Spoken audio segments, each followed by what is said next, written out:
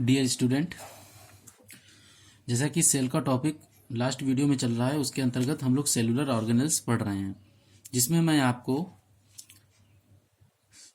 Cellular organelles के अंतर्गत mitochondria, chloroplast, ribosome, nucleus पढ़ा चुका हूँ।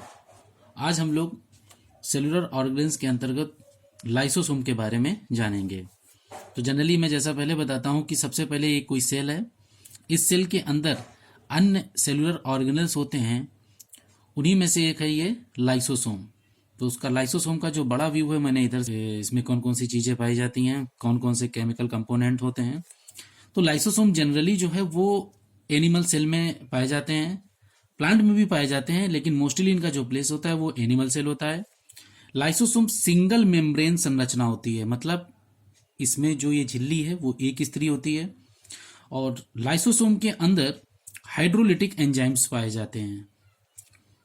जो बाहरी आवरण दिख रहा है ये लाइसोसोमल मेम्ब्रेन का है, और जो हाइड्रोलिटिक एंजाइम्स पाए जाते हैं उनका पीएच 4.5 से 5 रहता है। अब इसके जो महत्वपूर्ण बिंदु हैं, जो इंपॉर्टेंट हैं लाइसोसोम से पॉइंट, उनके बारे में एक एक करके डिस्क्राइब कर रहा हूं। सबसे पहले लाइसोसोम की जो डिस्कवरी की थी वो वैज्ञानिक डिड्यू ने रैट लीवर में की थी, DEDUVE। लाइसोसोम का जो साइज होता है वो 0.1 माइक्रोमीटर से 1.2 माइक्रोमीटर तक होता है।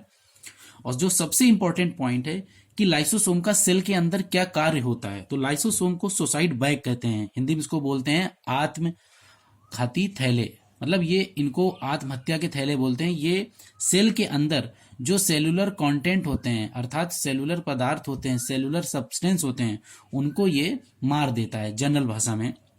उसका रीजन ये है कि जब सेल बहुत दिन से भूखी होती है, सेल को कहीं से कुछ नहीं मिलता है, तो लाइसोसोम के अंदर जो ये हाइड्रोलिटिक एंजाइम्स हैं, ये लाइसोसोम ब्रेक हो जाती है यहाँ ऐसे, और इस प्रकार इस हाइड्रोलिटिक एंजाइम्स, इस वाले फिगर में देखिए लाइसोसोम ब्रेक हो गया और यहां से सारे एंजाइम्स बाहर निकल आते हैं ये, और जितने भी सेल के अंदर कंटेंट होते हैं, चाहे वो न्यूक्लियस हो गया, माइटोकॉन्ड्रिया हो गया, एंडोप्लाज्मिक रेक्टिकुलम हो गया, इन सबको वो डाइजेस्ट कर देता है। तो इस प्रक्रिया को हम लोग बोलते हैं इंट्रासेलुलर डाइजेशन, और इसीलिए इनको सुसाइड बैग बोलते हैं। ये दोनों पॉइंट नीट के हिसाब से बहुत ज्यादा इंपॉर्टेंट हैं, और ये पूछे भी बहुत बार जाते हैं। ये दोनों पॉइंटों को आप अच्छी तरीके से रखिएगा।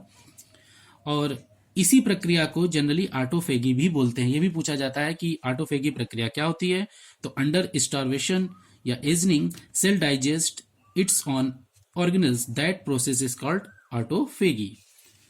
नेक्स्ट पॉइंट है कि राइबोसोम कहाँ पाए जाते हैं, तो मैंने पहले भी बता चुका हूं कि राइबोसोम एनिमल सेल और प्लांट सेल दोनों में पाए जाते हैं, लेकिन जनरली ये एनिमल सेल में पाए जाते हैं।